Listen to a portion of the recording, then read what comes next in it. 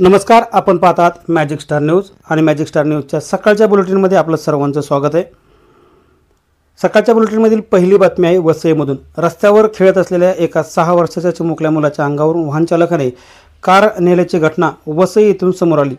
हृदयाचा थरकाप उडवणारी अपघाताची ही घटना सीसीटीव्ही कॅमेऱ्यात कैद झाली असून या अपघातात 6 वर्षाचा चिमुरडा गंभीररित्या जखमी झालाय। राघव कुमार चव्हाण असं त्याचं नाव असून आपल्या घराजवळ तो खेळत असताना त्याच्याबरोबर हा प्रकार घडलाय। या घटनेचा व्हिडिओ आता सोशल मीडियावर व्हायरल होतोय। आता दुसरी बातमी आहे जळगावमधून। जळगावमधून एक धक्कादायक घटना समोर आली। जेवणासाठी पार्सल घेण्यासाठी मामासोबत दुचाकीवरून निघालेल्या एका 9 वर्षीय मुलाचा भरधाव डंपरने जोरदार धडक दिल्याने जागीच मृत्यू झालाय। घटनेनंतर संतप्त जमावाने डंपर पेटवून दिला असून पोलिसांनी डंपर चालकाच्या विरोधात कारवाई करण्याचं काम सुरू केलं असून जमावाला पांगवण्यासाठी पोलिसांना लाठीचार्ज देखील करावा लागलाय। या घटनेनं या परिसरातील वातावरण तणावपूर्ण झाल्याचं पाहायला मिळाले। माजी क्रिकेटपटू विनोद कांबळी याची तब्येत खालावली असून त्याच्यावर मुंबईतील रुग्णालयात उपचार सुरू आहेत। त्याला आता मदतीचा ओघ सुरू झालाय। त्याच्याच एका चाहत्याने त्याच्या उपचाराची जबाबदारी घेतली आहे।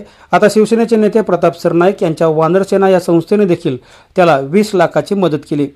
सरनाईक विनोद कांबळी यांच्या भेटीसाठी रुग्णालयात दाखल झाले होते। यावेळी त्यांनी ही माहिती माध्यमांना दिली।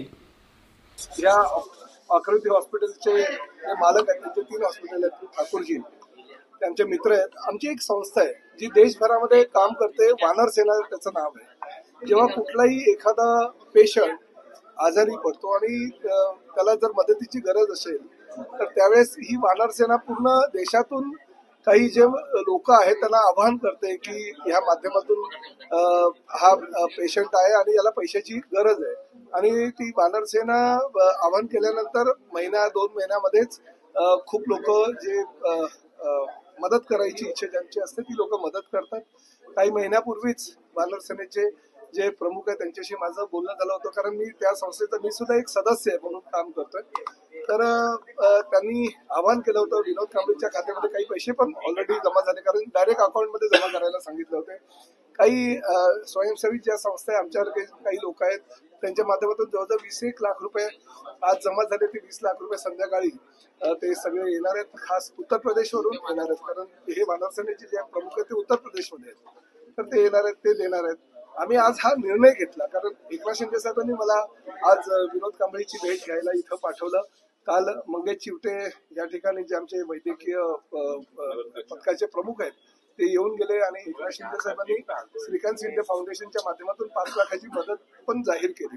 ते 5 लाख परत त्याच्या अकाउंटमध्ये काही पैसे जमा झाले, ते एक 4-5 लाख आणि अजून एक 20 लाख, म्हणजे 30 लाख रुपयाची मदत ही विनोद कांबळीच्या पत्नीच्या नावानं ही जमा केली जाईल। अजूनही आव्हान काही आमचं जे झालेलं आहे त्या माध्यमातून जो निधी येईल तोही त्याच्या पत्नीच्या नावाने जमा केला जाईल। परंतु महत्वाची गोष्ट जी आहे ती फक्त ही टेम्पररी ट्रीटमेंट आहे, परमनंट ट्रीटमेंट जी आहे, काही जे आजार आहेत या आजाराची आता छाननी होते आणि लगेच डॉक्टरांना 1-2 दिवसात सगळी माहिती मिळेल। तर जे काय आजारावर त्याचा पूर्ण उपचार करण्याची जबाबदारी आता आम्ही उचललेली आहे। म्हणजे विनोद कांबळीला ज्या वेळेस वैद्यकीय उपचाराची गरज पडेल त्यावेळेस गंगूबाई संभाजी शिंदे हे हॉस्पिटल, इंदिराबाई बाबूराव सरनाईक हे हॉस्पिटल आणि त्याचबरोबर आकृती हॉस्पिटल जे आता ज्या हॉस्पिटलमध्ये ऍडमिट आहे, हे 3 हॉस्पिटल विनोद कांबळीच्या वैद्यकीय सेवेसाठी आयुष्यभर त्याला जी काही वैद्यकीय मदत लागेल त्यासाठी आम्ही कटिबद्ध आहोत आणि फ्री ऑफ चार्ज पूर्ण उपचाराचा खर्च आणि पूर्ण औषध आहे ही आमच्या ह्या 3 हॉस्पिटलच्या माध्यमातून त्या ठिकाणी देण्यात येईल। डॉक्टर इंदिराबाई बाबूराव सरनाईक आणि गंगूबाई शिंदे हॉस्पिटलचे इंचार्ज डॉक्टर पॉल आहेत, त्यांना ही जबाबदारी दिलेली डॉक्टर ठाकूर आहे, त्यांनी ही जबाबदारी घेतलेली आहे। त्यामुळे त्या 3 हॉस्पिटलच्या माध्यमातून हा सगळं खर्च आता आयुष्यभर केला जाईल। योगायोगानं आज ख्रिसमस आहे आणि विनोद कांबळीची बायको ख्रिश्चन आहे, त्यामुळे तो बायकोवर प्रचंड प्रेम करतो आणि त्याचे बायको आज भेटायला येणार आहे म्हणून डॉक्टर ठाकूरांनी, शैलेश ठाकूरांनी एक हॉस्पिटलमध्ये एक रूम, क्रिसमस रूम आणि त्या रूम मध्ये त्याला आता शिफ्ट करणार आहे, जेणेकरून केक वगैरे कापता येईल। आणि ख्रिसमसच्या शुभेच्छा देताना विनोद कांबळींनी मैदानावर डबल सेंचुरी पण बऱ्याच वेळा मारलेल्या आहेत, परंतु मी त्याला सांगितलं की आयुष्याची सेंचुरी आता तुला मारायची आहे, तुला अजून जगायचंय। तुझ्यासारखे विनोद कांबळी ह्या देशामध्ये अजूनही तयार करायचे क्रिकेटच्या माध्यमातून असे विनोद कांबळे असे सचिन तेंडुलकर ह्या देशामध्ये जर झाले भविष्याचं जे क्रिकेट आहे भारताचं अजून उज्ज्वल आहे. सर 30 वर्षाची ओळख आहे असं तुम्ही म्हटलं, अजून त्याची आठवणीला उजाळा मिळाला. हो, मला आठवत आहे की 93-94 साली त्याचं लग्न झाल्यानंतर तो लग्नाचा पहिला वाढदिवस माझ्या फार्म हाऊस वर त्यांनी येऊरला साजरा केला होता. जवळजवळ 4-5 दिवस तो येऊरला राहिला होता आणि तेव्हापासून आमची ओळख झाली. अनेक वेळा माझ्या अनेक टुर्नामेंटच्या समारोपाला किंवा उद्घाटनाला विनोद कांबळे हजर असायचा. बऱ्याच वेळा कौटुंबिक संबंधामध्ये असंबंध असल्या कारणानं रेस्टॉरंटमध्ये माझ्या कौटुंबिक जे कार्यक्रम असायचे त्याला विनोद यायचा. त्यामुळे हे 30 वर्षाचे संबंध आम्ही जोपासले होते. परंतु काही गोष्टींची जी गरज नसताना त्यांनी त्या चुका केल्या, त्याला आता भोगायला लागतात. परंतु आता त्यांनी प्रयत्न केलं की आता मी आयुष्यात परत चूक करणार नाही. मला अनेक मैदानावर येऊन अनेक क्रिकेटपटू घडवायचे आणि त्यासाठी मला जगायचंय. म्हणून मी फक्त त्याला सांगितलं की डबल सेंचुरी नाही तर निदान ह्या देशासाठी तरी विनोद कांबळेंनी सेंचुरी मारणं आयुष्याची गरजेचं. अहिल्यानगर शहरामध्ये चायना मांजावर बंदी असताना देखील शहरात अनेक ठिकाणी चायना मांजाची विक्री होत असल्याची माहिती महापालिकेला मिळाली होती. यानंतर पालिकेने गेल्या 15 दिवसात अहिल्यानगर जिल्ह्यातील शहरामध्ये 18 ठिकाणी छापा टाकून 3,78,000 रुपयाचा चायना मांजा जप्त केलाय. पोलीस प्रशासनाच्या वतीने देखील अहिल्यानगर जिल्ह्यातील नागरिकांना चायना मांजा न वापरण्याचं आवाहन करण्यात आले. बीड जिल्ह्याच्या मस्साजोग गावचे सरपंच संतोष देशमुख यांची हत्या झाल्यानंतर राज्यभर त्यांना न्याय मिळावा यासाठी नागरिक एकत्र येऊ लागलेत. त्यातच आता मराठा योद्धा मनोज जरांगे पाटील यांनी देखील मयत संतोष देशमुख यांच्या परिवाराची सांत्वन भेट घेत त्यांच्याशी चर्चा केली. येत्या 28 डिसेंबरला बीडमध्ये या घटनेच्या निषेधार्थ मोर्चा काढण्यात येणार असल्याचं त्यांनी म्हटलंय. त्यासाठी सर्वांनी एकत्र येण्याचं आवाहन देखील त्यांनी लोकांना केलंय. कुटुंबाचं लय मोठं दुःख आहे, ऐकायला सुद्धा अंग थरथर कापतं. काय बोलावं काय नाही. जर एवढ्या मोठ्या विषयाला तर यांना 15 आणि 20 दिवस नुसते आरोपी पकडायला कॉल डिटेल काढायला जर वेळ लागणार असला तर ही मोठी शोकांतिका आहे. परंतु आता मी पाठीमागेही सांगितलं होतं 15 दिवसापूर्वी, हे आताही पुन्हा तोच सांगतो की अपेक्षा आणि आशा मुख्यमंत्र्याकडून आहेत. लोकांनी आशा धरल्या आहेत त्यांच्याकडून की न्याय 100% मिळणार, दगाबाजी ते करणार नाही. या कुटुंबाने जे दुःख भोगलं आहे, जे आज त्यांच्या लेकीच्या डोळ्यात पाणी, खूप दुःखी आहेत. कारण इतकी निर्गुण खून हा झाला आहे. याला जर न्याय मिळत नसला तर लोकांनी मुख्यमंत्र्याकडून अपेक्षा नाही करायची तर कोणाकडून करायची. आणि मुख्यमंत्री त्यांच्याकडून अपेक्षा अशा आहे की ते लवकरात लवकर याच्यात कसलीही दगाबाजी न करता, दगापाटका न करता, राजकारण न आणता न्याय देतील ही अपेक्षा त्यांनी धरली. पण आम्ही धरलेली सगळ्यांनी. पण एकदा अपेक्षाचा जर भंग झाला तर मग मात्र आमचा नाविलाज होणार. कारण आम्ही न्याय घेणार आहेत, सोडणार नाही. 17 दिवस झाले दादा या घटनेला, मात्र 3 आरोपी आणखी मी तेच सांगितलं की आता की मुख्यमंत्र्यांकडून आशा आहेत, आता तरी वेळ दवडू नका.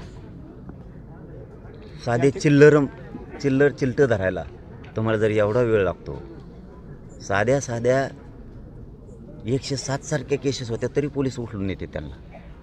302 सारखे गुन्हे होऊन कुठं खंडाण्या, कुठं ॲट्रॉसिट्या असले गुन्हे असून जर तुम्ही लोकांना धरत नाही, तुम्ही धरता नेमका कोणाला? मग तुम्हाला तुमच्यावरचा डब्बा आणि डाग जर पुसून काढायचा असला तर तुम्हाला गोरगरीब समाज, हा मराठा समाज, याला न्याय द्यावा लागणार. तुम्हाला कोणाचाही मुलाहिजा करून चालणार नाही. हा मा आयेन त्यो मा आयेन त्यो नेता छेन फेता छेन हे म्हणून तुम्हाला चालणार नाही. तुम्ही एक पालक आणि तुम्ही एक गोरगरिबांची एक हिंमत वाढवण्याचं काम केलं पाहिजे मुख्यमंत्री म्हणून, आणि तुम्ही ते करावं. आम्ही याच्यात राजकारण करत नाहीत, करणार नाही. पण न्याय जर मिळाला नाही तर मग मात्र आम्हाला आमच्या पद्धतीनं न्याय घ्यावा लागणार. पालकमंत्री पदाचं देखील म्हटलं जातं. आज खासदारांनी पत्रकार परिषद घेतली, त्याच्यामध्ये मुख्यमंत्र्यांनी पालकत्व स्वीकारलं आणि काल सूर्यदर्शन ते दुचाकीवरून आले, वाहन आडवे केले आणि क्षणार्धात महिलेच्या गळ्यातील सोनसाखळी ओरबाडून नेली. या संपूर्ण घटनेचा थरार परिसरातील CCTV कॅमेऱ्यात कैद झाला असून साक्री रोडवर घडलेल्या या प्रकारामुळे महिला वर्गामध्ये भीतीचं वातावरण निर्माण झाले. या सोनसाखळी चोरांना शोधण्याचं मोठं आव्हान पोलिसांसमोर उभं ठाकलंय. मस्साजोग प्रकरणातील प्रमुख आरोपी अद्याप अटक झालेले नाहीत. या संदर्भात देशमुख कुटुंब एकटे नाही, महाराष्ट्रातल्या कानाकोपऱ्यातील 36 जिल्ह्यातला मराठा समाज तुमच्या पाठीशी आहे, अशी ग्वाही मराठा क्रांती मोर्चाचे समन्वयक आबा पाटील यांनी दिली. संतोष देशमुख यांच्या कुटुंबियांची भेट घेतल्यानंतर ते माध्यमांशी बोलत होते. 2 दिवसात सर्व आरोपींना अटक करा, महाराष्ट्र शांत ठेवायचा असेल तर बीड जिल्हा शांत ठेवा, असं देखील त्यांनी म्हटलंय. आरोपींना अटक करण्यासंदर्भात त्यांनी सरकारला 2 दिवसाचा अल्टिमेट दिलाय. आणि आज बीडचा संपूर्ण जिल्हा, सर्व मसाजोग गाव, ह्या सगळ्या गावकऱ्यांची एकच मागणी, 17 दिवस झाले जे आरोपी मोकाट आहेत त्या आरोपींना अद्यापपर्यंत ह्यांनी ताब्यात घेतलेलं नाही. काही फक्त आरोपी अटक करण्याचं करून दाखवलेले आहेत, परंतु बाकीचे प्रमुख आरोपी कधी मिळणार आहेत. आणि या संदर्भामध्ये आता फक्त देशमुख कुटुंब एकटं नाही, मसाजोग गाव एकटं नाही, तर महाराष्ट्रातल्या कानाकोपऱ्यातल्या 36 जिल्ह्यातला मराठा एकवटलेला आहे. सर्व संघटना एकत्र झालेल्या आहेत. सगळ्या मराठा क्रांती मोर्चा असेल, ठोक मोर्चा असेल किंवा जेवढ्या बी संघटना आहेत, सगळा प्रतिनिधी उद्यापासून बीडला यायला चालू झालेला आहे. आणि आज जवळपास आता आम्ही मराठवाड्यातल्या सगळ्या प्रत्येक जिल्ह्यातले प्रतिनिधी या ठिकाणी आलेले आहेत. आमचं सरकारला एवढंच म्हणणं आहे, माननीय मुख्यमंत्र्यांनी सभागृहामध्ये चांगली भूमिका मांडलेली आहे. मुख्यमंत्रीने जी सांगितलेलं आहे की आम्ही ह्याच्यावर कारवाई करतो, मोका लावतो, परंतु या बाबतीत फक्त आता SPची बदली झालेली आहे. पण फक्त SP बदली करून चालणार नाही. आमचं स्पष्ट म्हणणं आहे की हेच तुम्हाला जाळं तोडावं लागेल. या ठिकाणी कलेक्टरपासून तहसीलदारांच्यापासून तुमच्या प्रत्येक जिल्ह्यात तालुक्यातले पोलीस स्टेशनचे PI, हे जेवढं रॅकेट आहे इथं, हे सगळं रॅकेट पहिलं तोडा. एका महिन्याच्या आतमध्ये सगळ्यांच्या बदल्या करून टाकायच्या. ह्यांच्या मर्जीतले सगळे अधिकारी हाकलून द्या इथून. जर तुम्हाला नसेल तर तुम्हाला एकदा दणका दिला आहे, पुन्हा दणका द्यायची वेळ आणू नका. हे सरकारला स्पष्टपणे इशारा आहे. 2 दिवसात तुम्ही सगळे आरोपी अटक करा. महाराष्ट्र शांत ठेवायचं असेल, बीड जिल्हा शांत ठेवायचा असेल तर सरकारला 2 दिवसाचा अल्टिमेटम आहे. 28 तारखेपर्यंत जर तुम्ही ही कारवाई केली, कोण वाल्मिक कराड कोण आहे? सरकारपेक्षा आणि कायद्यापेक्षा मोठा आहे का? चांगले गेले ना. पंतप्रधानाला सुद्धा अटक झाली, दिल्लीत मुख्यमंत्र्याला अटक झाली. गृहमंत्र्यानं जो 20 मिनटं अगोदर सॅल्यूट करणारा SPनं 20 मिनटांना अटक केलं आहे गृहमंत्र्याला. हा महाराष्ट्र आहे. संविधान कायद्यापेक्षा मोठा आहे का? वाल्मिक कराड कोण आहे? कराड तो तुमच्या सरकारपेक्षा मोठा आहे का? तर ह्याला 2 दिवसात तुम्ही आत हे टाकला तर पुन्हा मग आम्हाला आमच्या ह्याच्यावर उतरायला लावू नका. एवढाच फक्त आज या माध्यमातून अल्टिमेटम सरकारला देतोय. सरकारनं काय समजायचं समजून घ्यायचं. आता या ठिकाणानंतर आम्ही बीडच्या SP कार्यालयाला जातोय.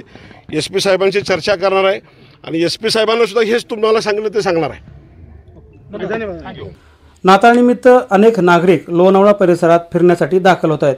त्यामुळे मुंबई पुणे द्रुतगती मार्गावर सकाळपासूनच वाहनांच्या लांबच लांब रांगा लागलेल्या आहेत. 5 ते 7 किलोमीटरपर्यंत या रांगा लागल्याचं पाहायला मिळते. त्यामुळे महामार्गावर कोंडी झाली. त्यामुळे महामार्गावरील वाहतूक आता अत्यंत धीम्या गतीने सुरू आहे. सकाळच्या बुलेटिनमध्ये इतकंच. अधिक माहितीसाठी पाहत राहा मॅजिक स्टार न्यूज.